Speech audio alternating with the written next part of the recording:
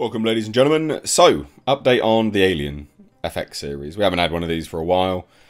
We were due one, but now we've got one. Okay. Two bits of news here. All of the scripts are done. They're all handed in. That's pretty major. It's interesting, though, because they've pushed back filming quite a lot, which is a shame. I don't know why. There's no indication as to why. This is over on AVP Galaxy for the first part of this news. But of course, it's been a while since we heard anything about Noah Hawley's Alien series. So filming on the series was pushed back several times to 2023. And all we've been getting from the show has been a steady drip of character details, most likely coming from casting calls, right? Which gave us like an idea of where they were going with it. It was still very Android-driven again, which I dislike that personally, but we'll wait and see.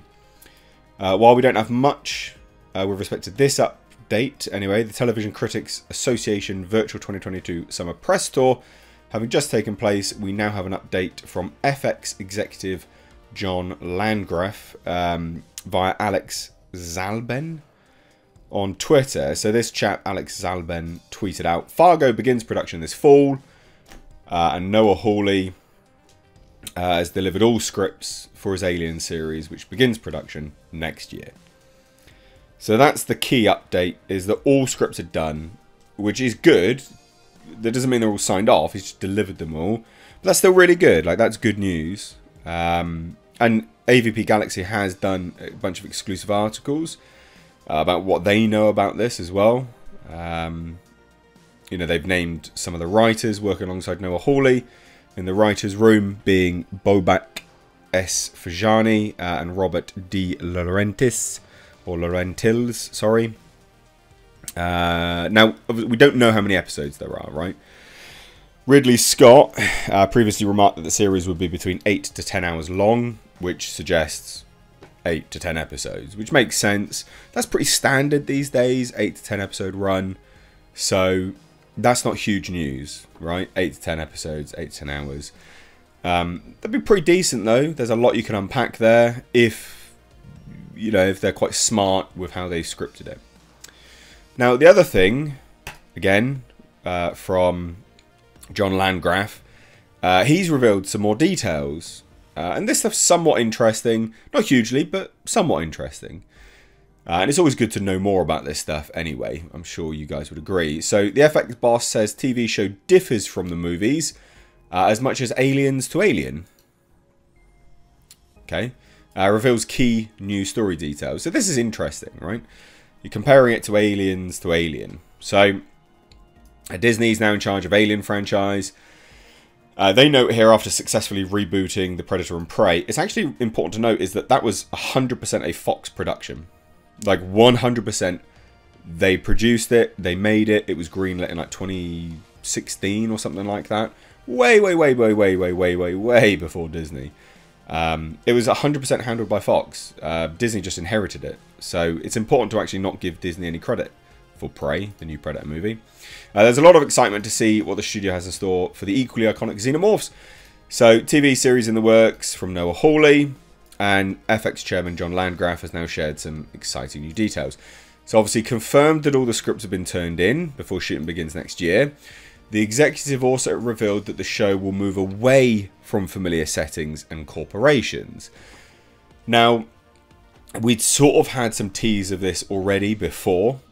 But he was asked if the Weyland-Yutani Corporation is a big part of the show. Landgraf said, the Alien cinematic universe is that it's a world where that's sort of dominated by large corporate entities, and Weyland-Yutani has been in an important component of the movies, which it has.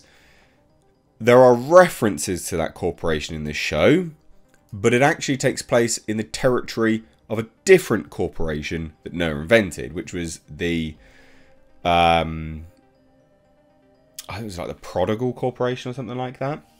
Yeah, I think so. I can't remember exactly what he's already revealed it. But anyway, so there's a new corporation. So we'd already learned that there was going to be a new corporation being the mainstay, headed up by like a young CEO who was basically making Prodigy Corporation, I think, who was literally making prodigies, you know, like prodigal children and stuff like that, out of like transplanting consciousnesses into AI and things. Now he also says, I'm a big fan of Alien and Aliens, and I remember watching both of them in the theatre, and how shockingly original and surprising each of them was in its own way. And so, similar to his approach to Fargo, Noah decided to not take Ripley or any character from Alien, except perhaps the Xenomorph itself, I should fucking well hope so, but go back and figure out what made the franchise so great and so durable in the first place, and see if he could find an experience that felt like walking into a theatre and seeing one of those first two movies where you get caught off guard. So trying to keep it fresh and original is essentially the take home here. So what they're trying to do. Now, again, new details surrounding this is just confirmation that the different corporate... It's interesting that it's in the territory. An interesting choice of words. In the territory of a different corporation. Now, that might be territory in terms of the mechanics that they're looking to work with. Like, you know, the technology. Which makes sense. Like, Weyland-Yutani was never... Like, they were big on synthetics and things, but they were never big on transplanting consciousness into synthetics. That's a new tech. So that could be what he's referencing with the territory moment. How that pertains to the Xenomorph, who knows? And also, how this new company pertains to the Xenomorph when we've never seen it before, in any way, shape, or form, I think is going to be interesting. Maybe the alien ends up cannibalizing the whole corporation in the end, and they left with nothing by the end of the series. It could be the case, right? You've got to remember and factor in how this works with the overall universe of Alien. If we've never heard of this company before, and it's only Weyland-Yutani that moves forward with Alien, you know, Xenomorph research, then there's going to be a reason for that. And I hope Noah's smart enough to factor that into his show. But what do you guys think? Let me know down below in the comments. If you're new here, do hit subscribe. Cheers, ladies and gents. Have a great day. Drop your thoughts down below. Take care. Also, ladies and gentlemen, consider checking out my Teespring store. Supporting the channel via this way does go a long way. But also, not only that, you do get to wear some awesome merch. These are one-of-a-kind designs designed for me by my graphic designer. We, of course, have our Clown World line, which is in mugs, hoodies, t-shirts. We've got Space Jeebus.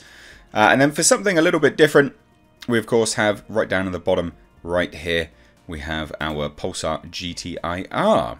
Also, ladies and gentlemen, consider checking out and supporting my second channel, which is Car Nonsense. This is a vlog and car channel. You can find links to this in the description box, along with my Teespring. Please do consider supporting.